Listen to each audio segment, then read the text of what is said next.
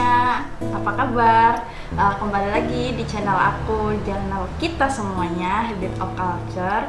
Maaf juga kemarin kita sempat istirahat lama banget, nggak upload karena kita lagi banyak tuntutan dan kesibukan lain. Tapi sekarang kita sudah mulai free semua, jadi kita akan lebih konsisten untuk ngasih video-video baru untuk kalian. Nah, hari ini aku akan sharing tentang shibori, yaitu budaya tekstil dari Jepang. Kalau di sini tuh kita bisa bilangnya batiknya Jepang, tapi sebenarnya tekniknya sangat berbeda. Nah, kalau di batik itu kita perintah warnanya pakai malam, tapi kalau di Jepang dia pakai yang namanya ikatan atau dan juga lipatan. Nah, karena shibori ini banyak banget jenisnya, jadi dari desainnya bisa 500 lebih dan masing-masing itu dia punya nama-nama sendiri. Jadi aku akan sharing yang basic-basic aja. Nah, hari ini kita akan buat sekitar 6 contoh shibori. Jadi aku juga sudah mempersiapkan alat-alatnya.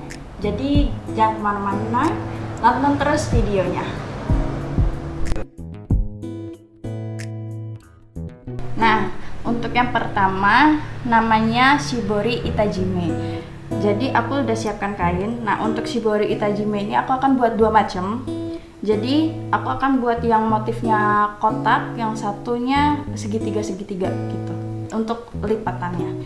Nah, bahan dan alat yang kita butuhkan itu ada kain. Terus kita butuh juga yang namanya tali rafia. Terus ada ini untuk pengepresan kainnya. Ini aku buatnya dari kayu palet, tapi kalian bisa pakai multiplek juga.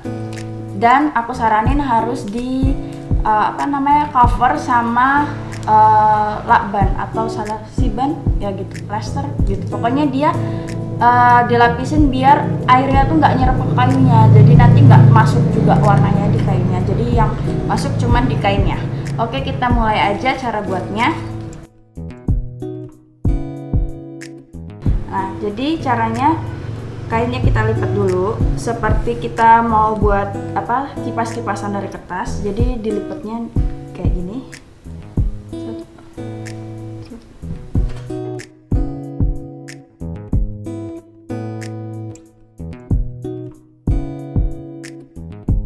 Nah, setelah kayak gini kita harus press dengan kayu yang permukaannya sama datar gitu, terus kita press gini.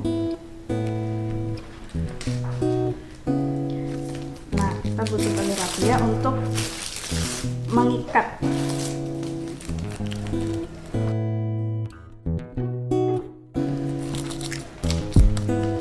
Nah, diusahakan itu ikatannya sekencang ya, kencang dan serapat mungkin.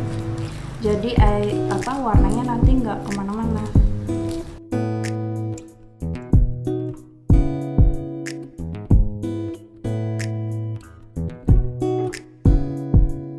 Jadi nanti warnanya dia cuma kena di bagian sampingnya aja. Untuk bagian atasnya enggak, karena kita press dengan kayu ini. Nah, selanjutnya kita akan buat yang model segitiga.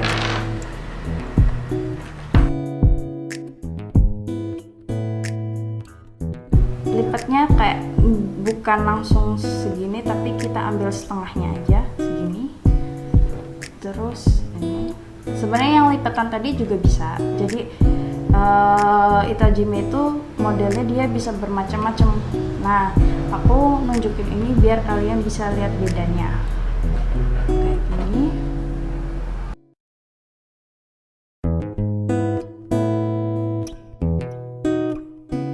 Nah, ini jadinya udah di ikat juga yang segitiga. Ini yang kotak tadi. Nah, ini itajime tekniknya. Nah, oke, kita next ya. Selanjutnya adalah kanoko shibori.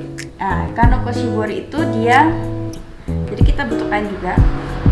Jadi nanti dia itu kita ambil, terus kita ikat gitu. Dan untuk pembentukan pola di atasnya kita butuh yang namanya kayak ini.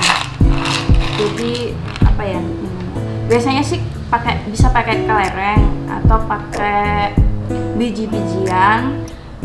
Biasanya bulat dan pakainya itu yang permukaannya halus, yang tidak menyerap air gitu. Jadi nanti kalau waktu proses pewarnaannya tidak terkontaminasi gitu. Nah ini aku pakai yang ini kan kayak pernak kayak aksesoris gitu, nih kecil banget. Nah ini aku buat milihnya yang nggak polosan, nggak bulat polosan, jadi ada teksturnya. Aku juga penasaran ini nanti jadinya gimana. Jadi kita butuh ini. Kita juga masih butuh tali raffia. Jadi caranya gini. Jadi ini kita tarik, taruh dari belakang, terus kita tarik nih. Nah ini nariknya harus kencang banget ini ya, biar nanti dia pembentuknya bisa bagus. Terus kita ikat deh kayak gini.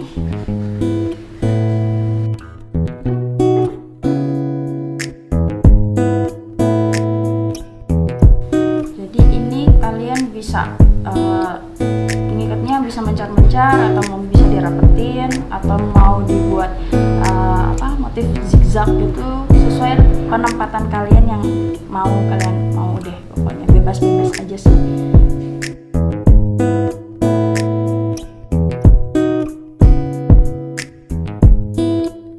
Oke, jadi ini yang Kanoko Shibori. Jadi aku udah ikat beberapa bulatan di atas kainnya.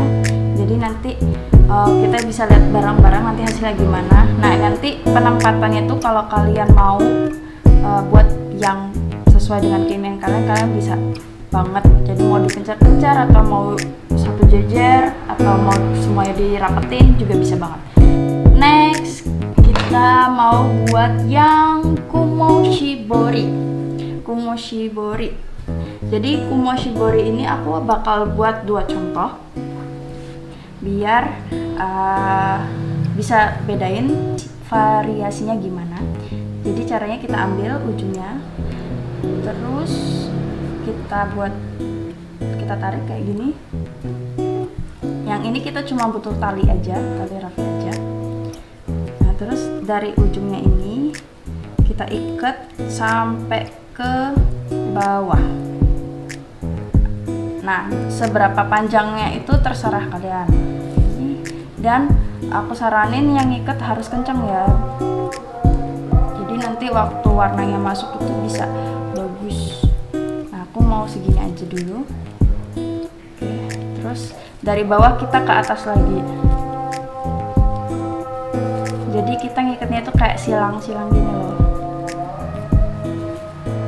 Jadi kita ketemu sama tali yang tadi di atas. Terus kita ikat dulu.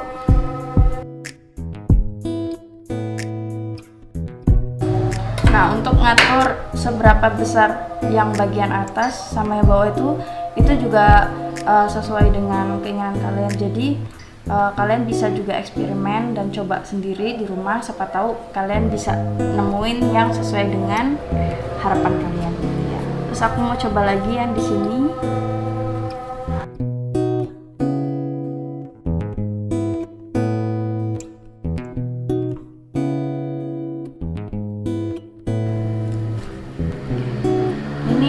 Kanoko pertama.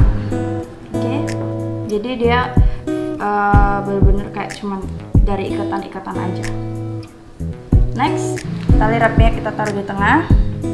Terus kainnya kita lipat jadi 2 gini. Nah, terus dari ini ujungnya kita gulung.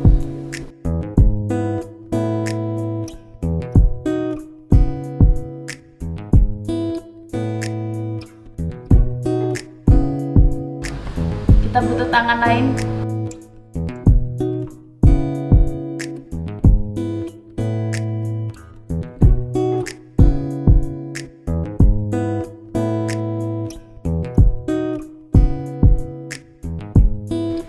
Jadi ini kanoko yang kedua, oke?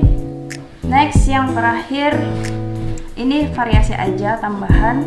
Ini aku mau buat motifnya abstrak. Jadi caranya kita cuman lipat random aja.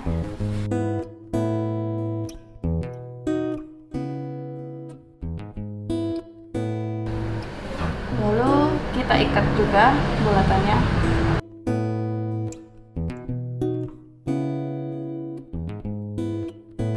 Oke, jadi ini udah selesai.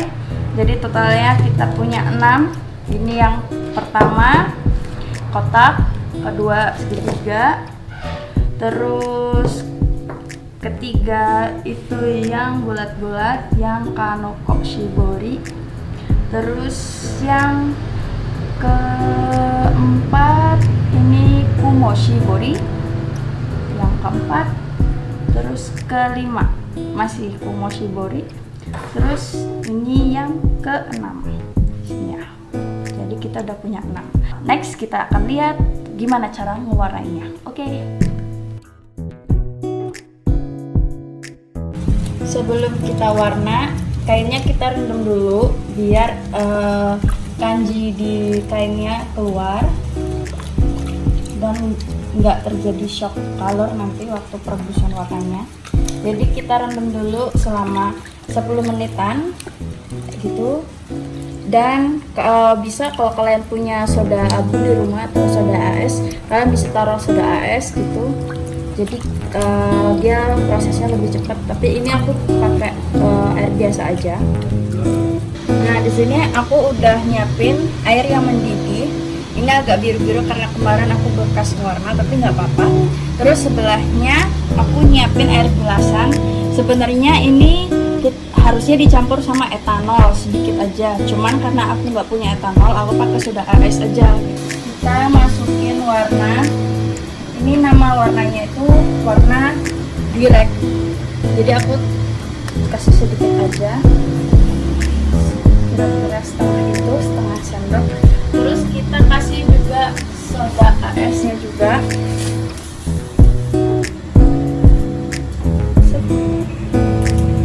Terus kita aduk-aduk. Nah, terus baru deh kita cemplungin shiborinya.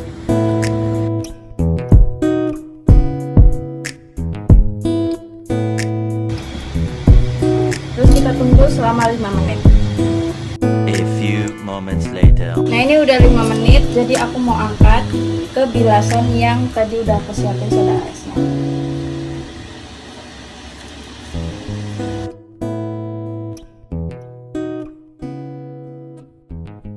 Nah ini udah aku bilas. Jadi yang dari bak yang isi soda es tadi kita bilas sampai 2-3 kali sampai airnya nggak kelihatan lunturan warna lagi tuh kan. Ini warnanya udah bening. Nah udah kayak gitu kita buka, habis itu kita jemur sampai kering. Nah ini yang kotak tadi kan, kita buka lihat sama-sama. Nah hasilnya kayak gini deh yang kotak tuh.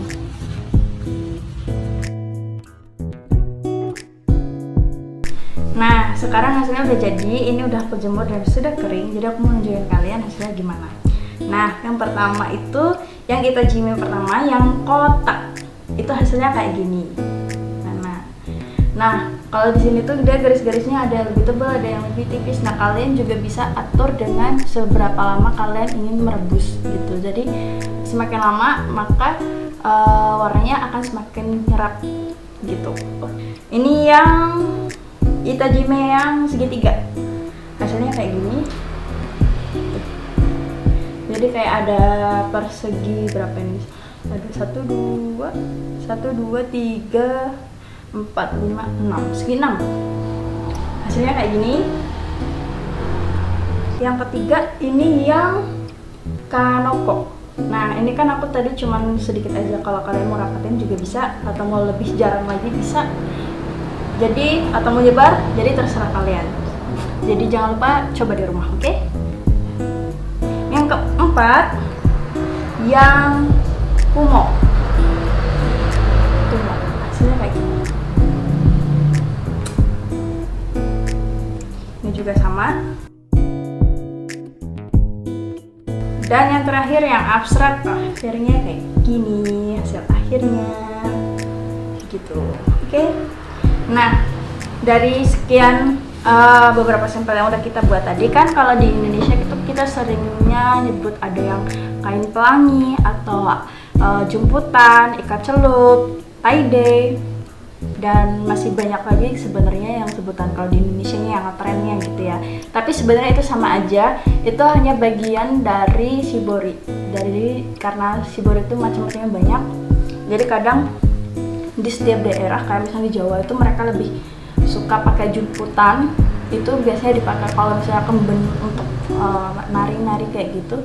Tapi nggak apa-apa, itu untuk sharing-sharing kita aja ya gitu. Jadi jangan takut untuk coba-coba, apalagi lagi covid kayak gini kan masih banyak yang suka di rumah. Daripada kalian nganggur gitu, kalian biasa coba-coba untuk praktek ini. Oke, sekian dari hari ini. Terima kasih untuk nonton videonya. Harap kalian nggak bosen-bosen. Jangan lupa subscribe, like, share, dan komen juga ya. Dadah.